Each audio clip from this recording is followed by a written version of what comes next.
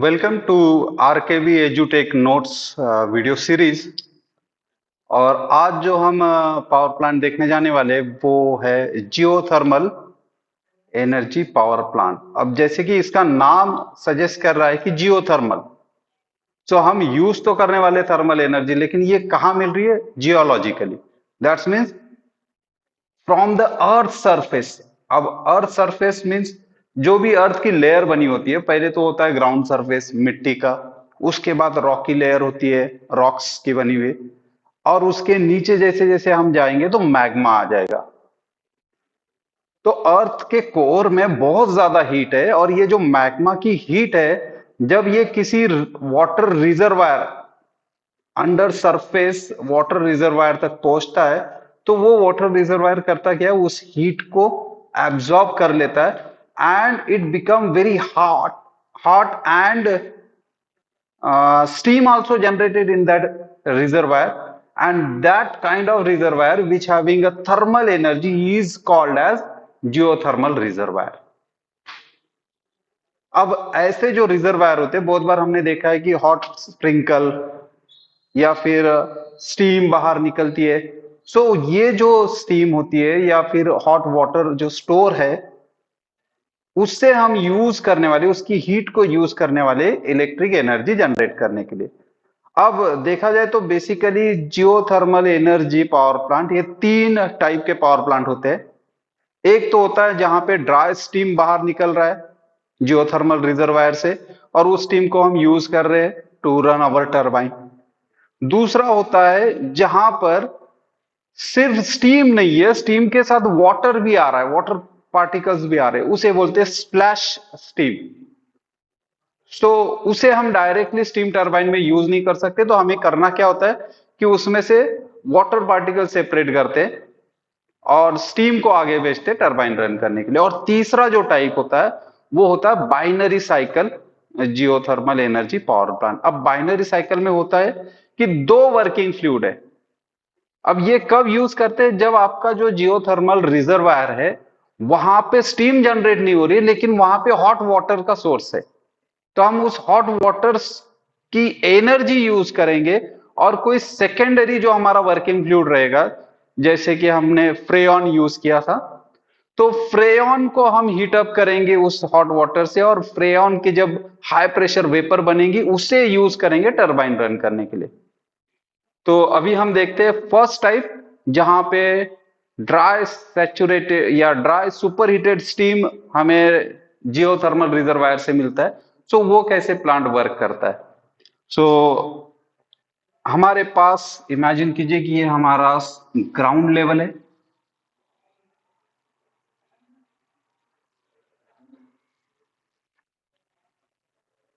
और नीचे कहीं पे, ग्राउंड लेवल के नीचे कहीं पर एक वाटर सोर्स है।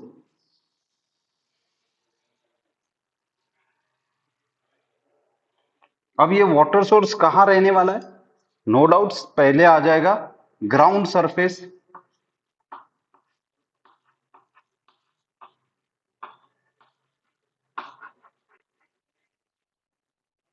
ग्राउंड सरफेस लेवल, मिट्टी का लेवल आ जाएगा। जैसे जैसे हम और नीचे जाएंगे तो हमें रॉक की लेयर मिलेगी, रॉक लेयर। अब बहुत बार ये होता है कि रॉक जो है वो मैग्मा हीट के वजह से गर्म हो जाते हैं, और इस रॉक लेयर के कांटेक्ट में जो वाटर आएगा वो वाटर हीटअप हो जाएगा और जियोथर्मल रिजर्वायर बन जाएगा। तो जो भी अंडरग्राउंड वाटर सोर्स है उसमें थर्मल एनर्जी नहीं होता है, लेकिन जब वो मैग्मा से हीटअप हो जाएगा और उस वाटर में जब वो हीट स्टोर हो जाएगी, वो वाटर हॉट वाटर बन जाएगा, या उस वाटर रिजर्वायर में स्टीम जनरेट होना शुरू हो जाएगा, then it is called geothermal reservoir. So this is our geothermal reservoir.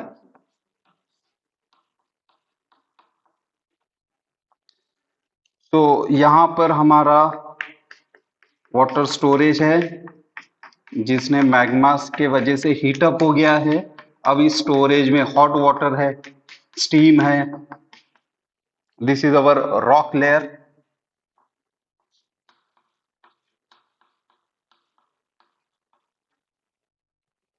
तो इस तरह से पूरा ग्राउंड सिस्टम है। अब जब हमारे पास जियोथर्मल रिजर्वायर है तो हम करते क्या है, अब इस रिजर्वायर की एनर्जी को हमें यूज करना है, तो हम सबसे पहले इसको ड्रिल करते हैं और इस सरफेस को ड्रिल करते हुए हम रिजर्वायर तक पहुंचते हैं।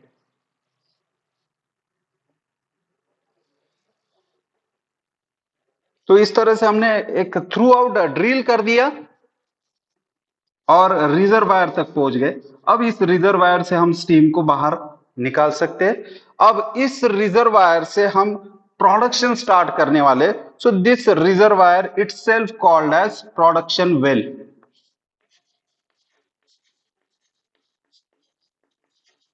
प्रोडक्शन वेल, तो इस ड्रिलिंग को बोलेंगे प्रोडक्शन वेल। अब यहां से हम सिर्फ अगर स्टीम ले रहे, ये रिजर्वायर ही ऐसे बना है कि हमें हमारे पास सिर्फ स्टीम अवेलेबल है, स्टीम ही आ रहा है, तो हम यहां से जो बाहर लेंगे वो रहेगी हमारी स्टीम। तो यहां से हमने स्टीम बाहर लेना शुरू कर दिया है।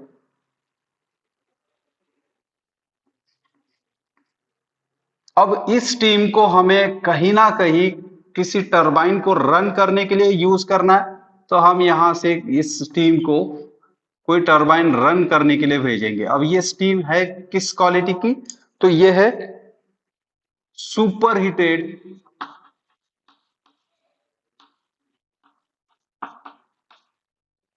High pressure steam.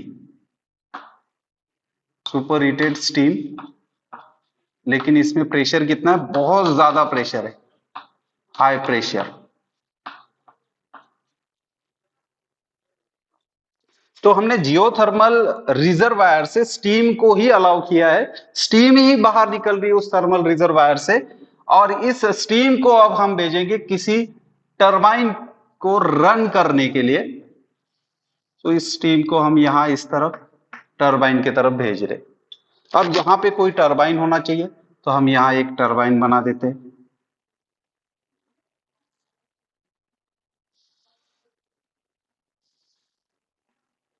अब ये जो टरबाइन है ये रन हो रहा है इस high pressure super heated steam के वजह से। तो हम जो टरबाइन यूज करेंगे उसका नाम रहेगा स्टीम टरबाइन। स्टीम टरबाइन काम क्या करेगा, स्टीम टरबाइन का काम यह है कि जब ये high pressure super heated steam अंदर जाएगी, तो अब जब वो अंदर जाएगी तो वो एक्सपांड होने की कोशिश करेगी, और जैसे ही वो एक्सपांड होने की कोशिश करेगी तो उसका जो प्रेशर एनर्जी है वो टरबाइन को घुमाने में यूटिलाइज हो जाएगा। तो वो प्रेशर एनर्जी टरबाइन रोटेशन में कन्वर्ट हो जाएगा। दैट्स मीन प्रेशर एनर्जी को हम कन्वर्ट कर रहे हैं मैकेनिकल एनर्जी।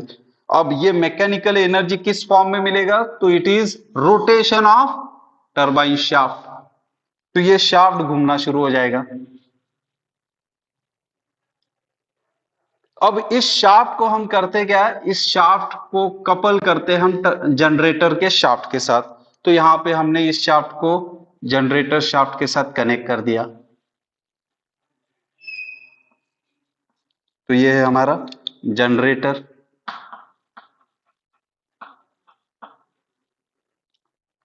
अब होगा क्या, जियोथर्मल रिजर्वायर से हमने स्टीम लिया है, इस सुपर हीटेड स्टीम को जो बहुत ज्यादा प्रेशर पे, इसे हमने अलाउ किया स्टीम टरबाइन से पास होने के लिए। जैसे ये स्टीम टरबाइन से पास होगा तो इसकी प्रेशर एनर्जी कन्वर्ट हो जाएगी मैकेनिकल एनर्जी में, जिसके किस फॉर्म में, तो रोटेशन ऑफ टरबाइन शाफ्ट। इस मैकेनिकल एनर्जी को हमने कपल कर दिया जनरेटर शाफ्ट के साथ, तो अब जनरेटर को ये रोटेशनल पावर मिल रही है। अब जनरेटर क्या करेगा, ये मैकेनिकल एनर्जी को कन्वर्ट कर देगा इलेक्ट्रिकल एनर्जी में।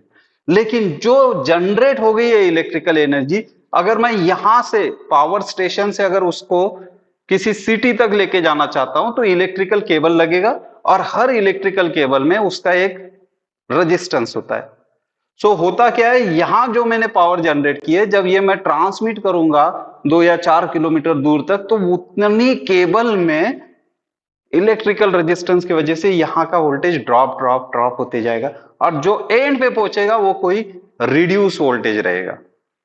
तो ये ट्रांसमिशन लॉस को कम करने के लिए हमें क्या करना पड़ता है, हमेशा जो भी जनरेटेड पावर है उसको हम स्टेप अप ट्रांसफार्मर यूनिट को भेजते हैं। तो यहाँ पे हमें जनरेशन पॉइंट पे हमेशा एक स्टेप अप ट्रांसफार्मर यूनिट मिलेगा।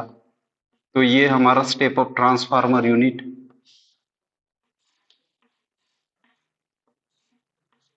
तो जो भी जनरेटेड पावर है जनरेटर से हम इसको भेजेंगे यहां पर स्टेप अप ट्रांसफार्मर यूनिट को। अब ये स्टेप अप कर देगा। अब स्टेप अप करने से होता क्या है कि जो ट्रांसमिशन लॉसेस है वो रिड्यूस हो जाती है। स्टेप अप करना मतलब वोल्टेज को बढ़ाना, करस्पॉन्डिंग करंट कम हो जाएगा, और ज्यादा वोल्टेज हो गया तो अब ये ट्रांसमिट होते जाएगा, और जहां हम उसे डिलीवर कर रहे हैं डिस्ट्रीब्यूशन सेंटर में, वहां हमें स्टेप डाउन ट्रांसफार्मर यूज करना पड़ता है, जहां पे फिर वोल्टेज कम होगा और करंट बढ़ाया जाएगा। So this is our step up transformer.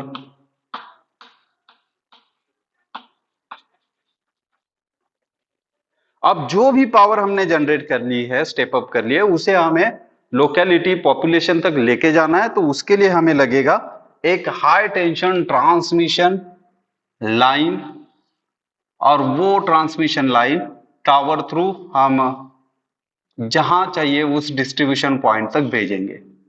So very simple है टावर बनाना। दो ट्राइंगल्स बना लीजिए, एक वर्टिकल एक हॉरिजेंटल, इस तरह से, और फिर बीच में दो लाइंस, हो गया ये टावर।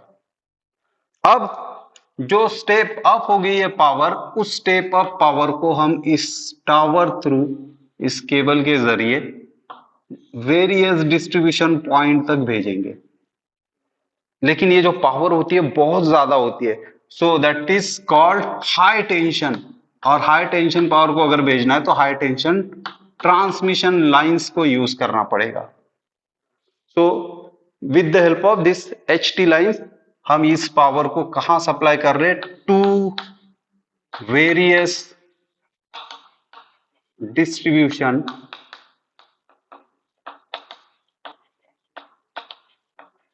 सेंटर। अब स्टीम ने तो अपना काम कर दिया, पावर बना ली। अब जो स्टीम टरबाइन से बाहर आने वाली स्टीम है, अब उसमें इतनी पावर नहीं है कि वो अब किसी टरबाइन को फिर से रन कर सके। That is called exhausted steam. अब इसमें कोई पावर ही नहीं है।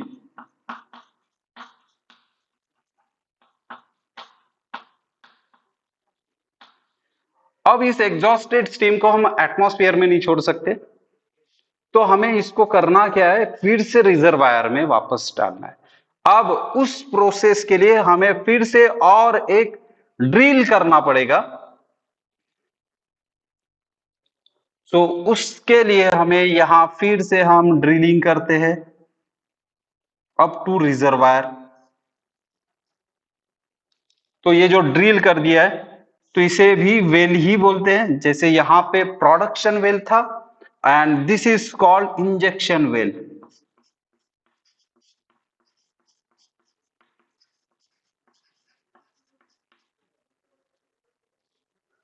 ताकि ये जो एग्जॉस्टेड स्टीम है फिर से हीट गेन करे मैग्मा से, और फिर से उसमें पोटेंशियल आ जाए, ताकि हम फिर से उसको रीयूटिलाइज कर सके। तो ये renewable type of energy source है। तो अब इससे स्टीम को हमें करना क्या है, पहले लिक्विड फॉर्म में लाना है। तो हम इसको भेजेंगे पहले कंडेंसर यूनिट में।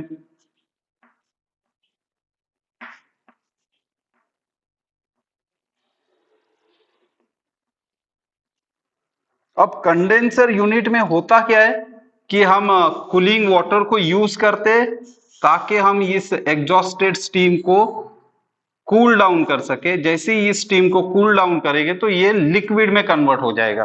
अब उसके लिए हमें भेजना पड़ता है कूलिंग वाटर।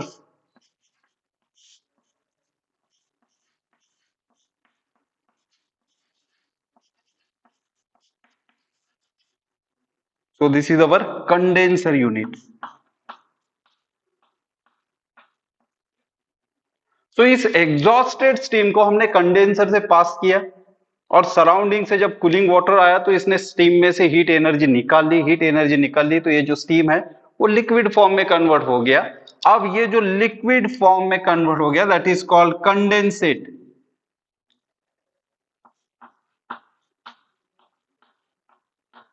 अब इस कंडेंसेट को हमें फिर से जियोथर्मल रिजर्वायर में इंजेक्ट करना है। ये इजीली तो जाएगा नहीं, हमें फोर्सफुली इसे इंजेक्ट करना पड़ेगा। So we have a injection well. सो इस तरह से पूरा सिस्टम वर्क करता है और हम जियोथर्मल एनर्जी को यूज कर रहे इलेक्ट्रिकल एनर्जी कन्वर्जन में। अब इसको अगर मुझे समराइज करना है, सो summary will be like this. We are using a geothermal reservoir which is a source of steam, hot superheated steam. We drill earth surface till this reservoir and produce a production well. Through this production well we allow steam which is at a superheated condition and high pressure steam.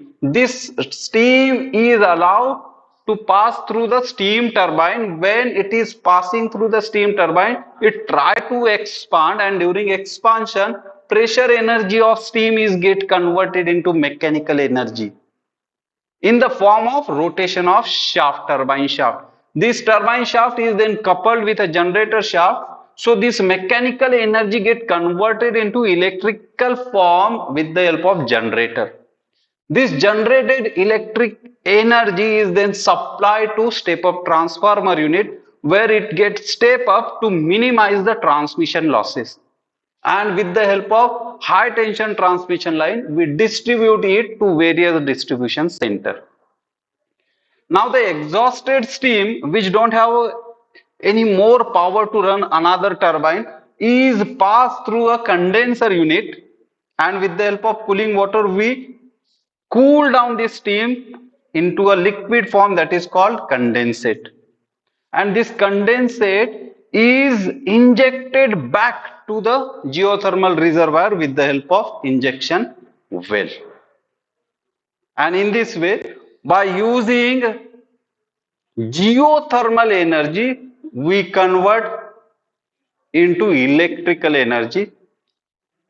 And here the only supply is a steam. So this type of geothermal energy power plant is categorized as dry steam geothermal energy power plant. दूसरा जो type होता है geothermal energy power plant में वो होता है flash steam. अब इस फ्लैश स्टीम का मीनिंग समझ लीजिए। फ्लैश स्टीम मतलब वो स्टीम जिसमें स्टीम तो है लेकिन साथ में वाटर ड्रॉपलेट्स भी आ रहे हैं।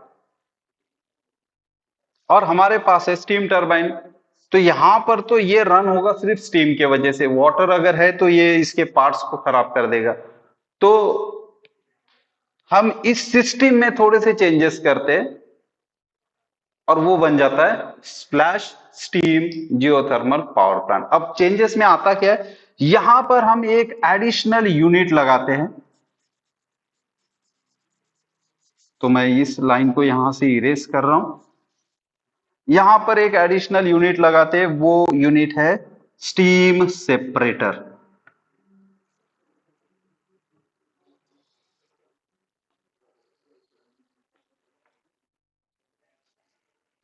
अब स्टीम सेपरेटर में ऐसे बैफल्स होते हैं। अब ये बैफल्स का यूज क्या होता है कि जब आपकी स्टीम यहां से पास होगी तो फर्स्ट टाइम यहां से डायरेक्शन बदल जाएगा, फिर इधर आएगा, फिर डायरेक्शन बदल जाएगा। तो इस डायरेक्शन चेंज में जो हेवी वाटर पार्टिकल्स होते हैं वो यहां से नीचे गिर जाते हैं, सेपरेट हो जाते हैं स्टीम से, और जो ड्राई स्टीम है वही आगे पास हो जाती है। सो डायरेक्शन चेंज की वजह से स्टीम तो आगे बढ़ जाती है लेकिन जो हेवी वाटर पार्टिकल्स है वो वहीं से नीचे आ जाते हैं ग्रेविटी की वजह से और नीचे कलेक्ट होना शुरू हो जाता है। This is called steam separator.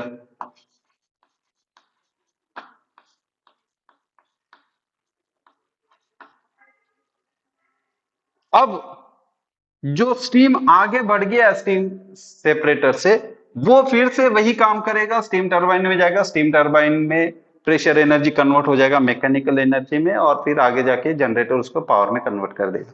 लेकिन जो वाटर सेपरेट हो गया है, अब इस वाटर को हमें वापस भेजना है जियोथर्मल रिजर्वायर में।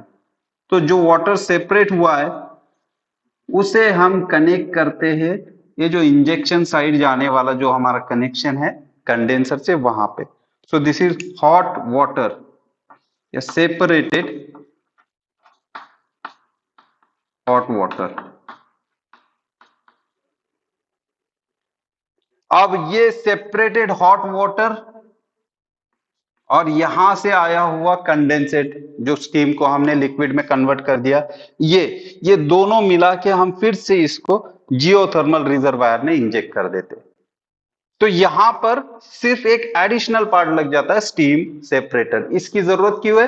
क्योंकि there is flash steam, it is not a dry steam, flash steam. तो स्टीम में वाटर पार्टिकल्स भी है। So in a flash steam geothermal power plant, in addition to dry steam power plant, we have a steam separator, and the incoming steam from production well is a flash steam, which having a steam as well as water particles. So water particles get separated out in steam separator.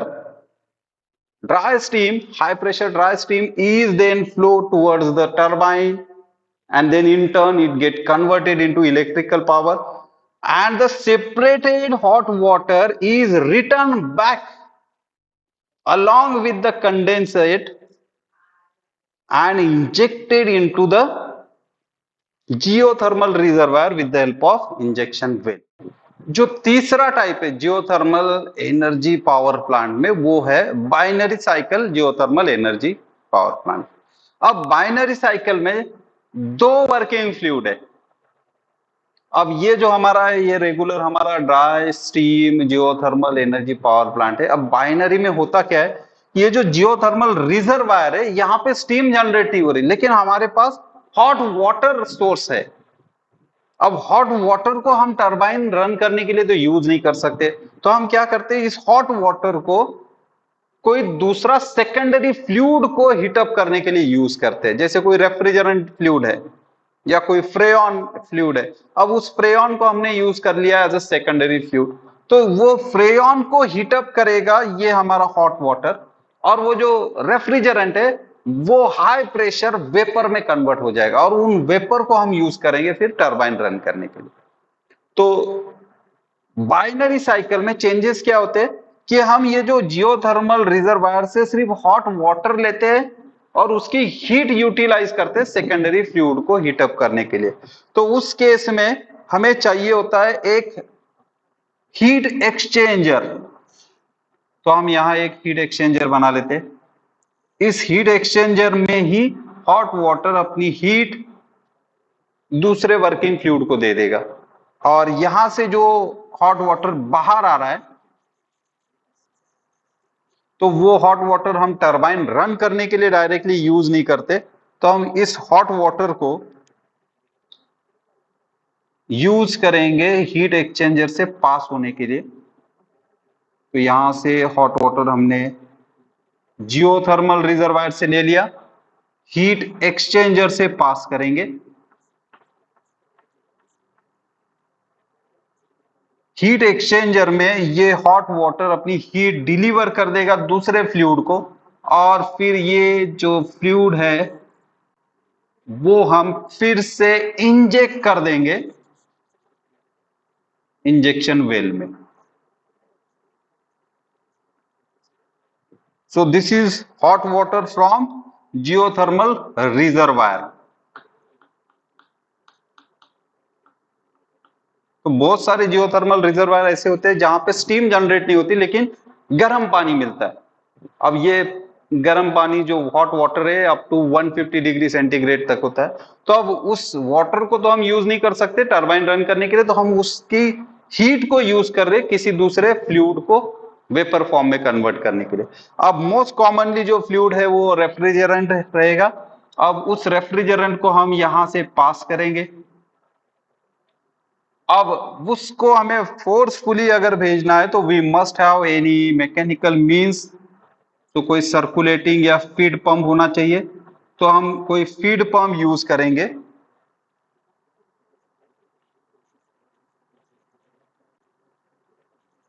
अब ये feed pump करेगा क्या, working fluid जो है refrigerant उसको heat exchanger से pass करेगा।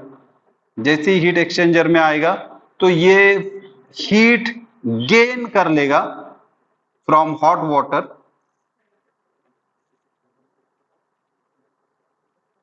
और वेपर में कन्वर्ट हो जाएगा। So this is our heat exchanger.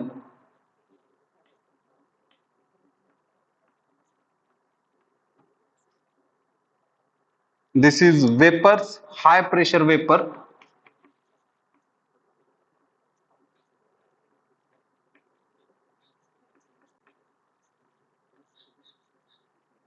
अब ये हाई प्रेशर वेपर है, so this is not a steam, this is high pressure super heated vapours.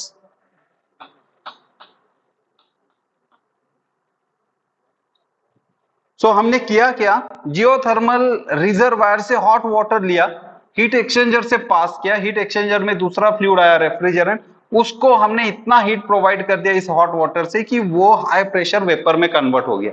अब जो भी हॉट वाटर बाहर निकला हीट एक्सचेंजर से उसे हम इंजेक्ट कर देंगे, तो ये साइकिल हमारी रिपीट होती रहेगी।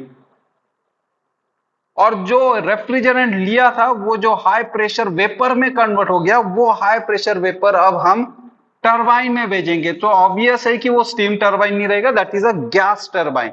सो गैस टरबाइन से जब वो वेपर्स पास होंगी तो ये हाई प्रेशर वेपर्स एक्सपांड होने की कोशिश करेंगी और उसका जो भी प्रेशर है वो कन्वर्ट करेगा मैकेनिकल एनर्जी में। थोड़ा सा स्टीम टरबाइन और गैस टरबाइन में थोड़ा सा कंस्ट्रक्शन वाइज डिफरेंस होता है, लेकिन बेसिक प्रिंसिपल वही है कि जो इन हो रहा है हाई प्रेशर फ्लूइड वो एक्सपांड होने की कोशिश करता है और एक्सपांशन की एनर्जी जो है वो टरबाइन को रोटेट करती है, तो हमें मैकेनिकल फॉर्म में एनर्जी मिलती है, रोटेशन ऑफ शाफ्ट। अब इसको जनरेटर से कनेक्ट कर दिया, फिर इलेक्ट्रिकल पावर में कन्वर्ट हो जाएगा और फिर हम एचटी लाइन से ट्रांसमिट कर देंगे। अब जो स्टीम गैस वेपर्स जो है, so exhausted vapour, now it is not a steam, it is exhausted vapours. अब ये जो एग्जॉस्टेड वेपर्स है इसे हमें फिर से कूल डाउन करना है, तो हम कंडेंसर को यूज करेंगे, कूलिंग वाटर सप्लाई करेंगे। अब एग्जॉस्टेड वेपर में से हीट निकाल लेगा कूलिंग वाटर, तो ये जो वेपर्स है ये अब कन्वर्ट हो जाएंगे लिक्विड फॉर्म में। सो ये liquid vapours, liquid refrigerant condensate हो गया। अब ये फिर से फीड पंप इसको हीट एक्सचेंजर से पास करेगा।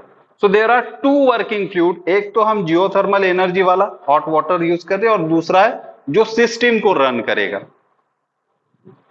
So in binary cycle geothermal energy power plant we are using hot water energy to run a gas turbine, and hence ultimately we convert this geothermal energy into electrical energy.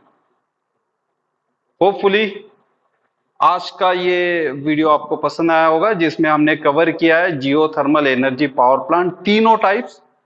पहला है dry steam, दूसरा है flash steam और तीसरा है binary cycle geothermal energy power plant. अगर ये video अच्छा लगा है तो लाइक कीजिए, सब्सक्राइब कीजिए and share it. Thank you.